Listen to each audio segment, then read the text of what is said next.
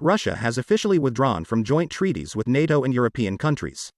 EU laws and regulations no longer apply to us. On February 22, 2023, Vladimir Putin signed a federal law on the termination of international treaties of the Council of Europe with respect to the Russian Federation. And a few days ago, on November 7, 2023, Russia finally and irrevocably withdrew from the Treaty on Conventional Armed Forces in Europe, shortened to the CFE. And this, we believe, is a victory of common sense, because such treaties were solely in the interests of Western countries, which discredited themselves back in the early 2000s. And now, 23 years later, after repeated attempts to persuade its partners to mutually fulfill their obligations under this document, Russia is tearing up the treaty that ties its hands. We really like the final wording from the Russian Foreign Ministry's statement. Russia is finally saying goodbye to DOFSs, without regret and with full confidence in its rightness. The experience gained in its creation and execution, both positive and negative, will be taken into account. Succinct and subtle. It is impossible to underestimate the importance of this event for our country, because these agreements constrain the development not only of our military-industrial complex and economy, but also of ordinary business. For example, according to the International Convention of European Countries, Russia was obliged to take into account EU legislation in all international relations. It makes absolutely no difference whether Russia trades with EU countries or, for example, with China, Iran, Venezuela. European law must be respected in all these transactions. Moreover, many internal arrangements, including in Russia's strategic development projects, were also obliged to take into account the legislation of European countries. It came to the point where an already verified agreement on the development of a particular project in Russia might not meet the high standards of, say, Poland. And such a project was sent for revision. Nord Streams was one such project. The CFE Treaty, which was created just in the period of détente between the Warsaw Pact blocs and NATO, pursued the goals of improving security in the European space and regulated the number of armaments in these countries, which had to strictly comply with the quota. And the quotas covered nearly 200,000 weapons, allowing for a balanced number of weapons on both sides. But as soon as the Soviet Union collapsed, all previous agreements with Europe and NATO turned not into mutually beneficial cooperation, but into unilateral benefits for the Western countries. For example, any international interaction between Russia and Europe began to go exclusively through the implementation of Council of Europe treaties.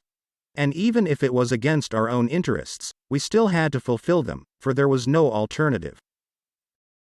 Russia, as a full member of this Council of Europe, had to legally fulfill all these treaties and follow all the rules. But Russia's status as a full-fledged member of the Council of Europe turned out to be a fiction. On February 25, 2022, with the light hand of European countries, the activity of a full-fledged member of the Council of Europe Russia was suspended and the opportunity to express its point of view was blocked. But at the same time, as a full-fledged member of the Council of Europe, Russia was obliged not only to comply with all the requirements of European conventions, but also to continue to pay contributions to the fund of this international organization. Russia's share in financing the Council of Europe is 10%. What does that even mean? Russia has officially been put on the meter?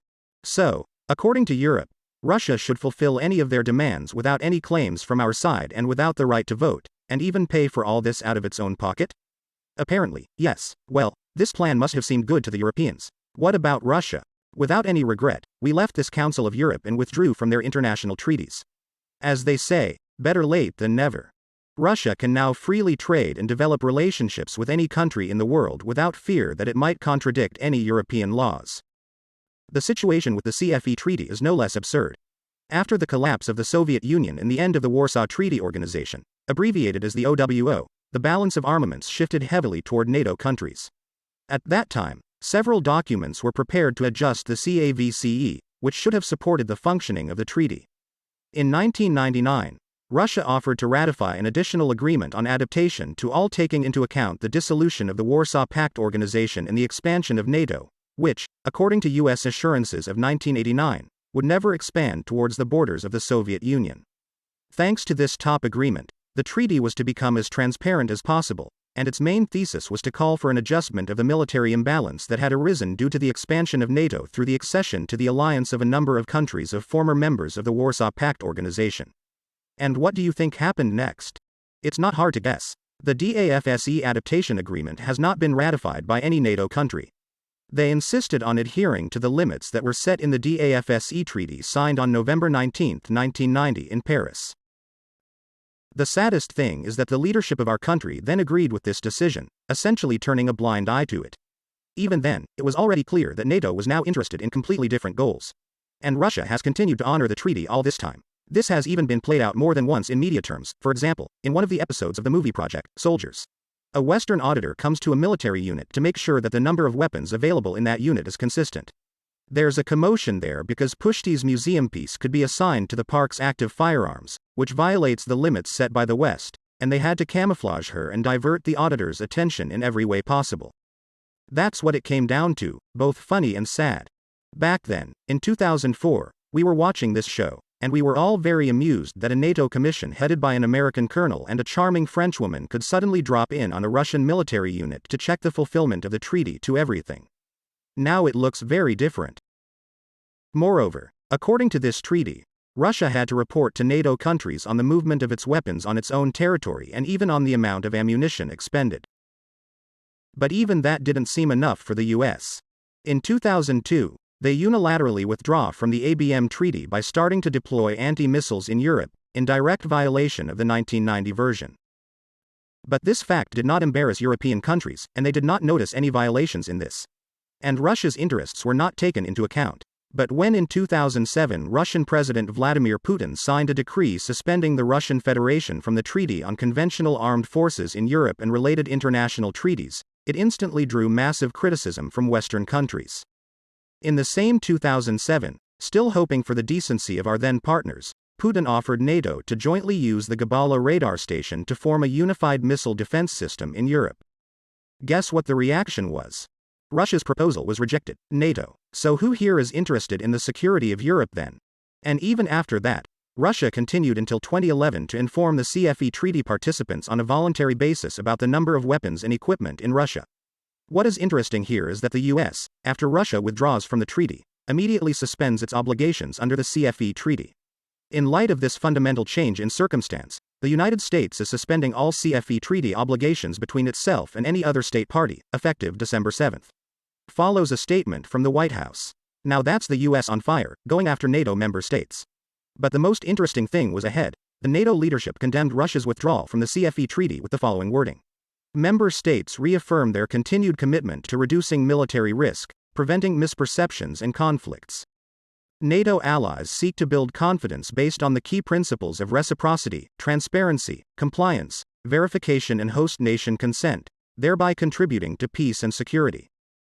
NATO members invite those nations that share this commitment in these principles to join our efforts to also contribute to greater predictability in the Euro-Atlantic region. The only thing they forgot to specify in their statement is that the US itself has also suspended implementation of the treaty. But this, of course, cannot be mentioned. Only Russia is bad. Against the backdrop of all this, the question begs to be asked. Is the alliance about to end? All these years the countries of Europe have been methodically increasing military expenditures per capita. The Stockholm International Peace Research Institute's 2021 report showed an interesting picture. In US dollars per capita, Israel $2,507, USA $2,351 per capita, Singapore 1855, Saudi Arabia 1652, Kuwait 1625, Oman 1317, Norway 1312, Australia 1079. Then comes a bunch of other countries, Lithuania for example 430, then and only comes Russia 422, and behind us Latvia with 401. This is a clear demonstration of peaceful intentions. It turns out that this money is needed for peacekeeping operations. How they have a catch on their taxpayers' necks. As an expert once suggested, it is necessary to limit spending on arms at the UN level to $600 per capita. And impose sanctions against any country that goes beyond that value. Well, that's utopian, of course. As a result, the treaties on which the security of Europe and the world had previously been based are ceasing to exist. In 2002, the US withdraws from the ABM Treaty. In 2019, the US will withdraw from the Intermediate Range and Shorter Range Missile Treaty. In 2020, the US withdrew from the Open Skies Treaty.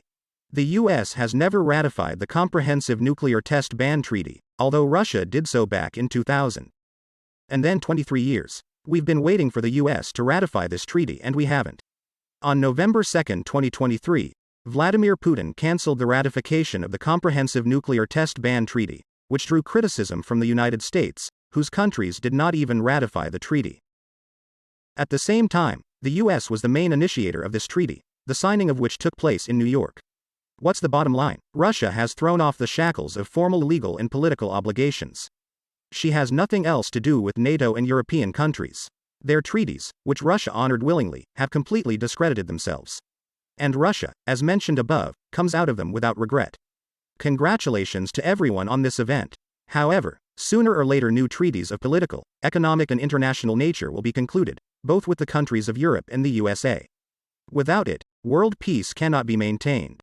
Only now we will take into account the previous experience of communication with Western figures and will take into account the interests of Russia in any of its manifestations when concluding any international agreement. This will be a boon not only for Russia, but for the whole world.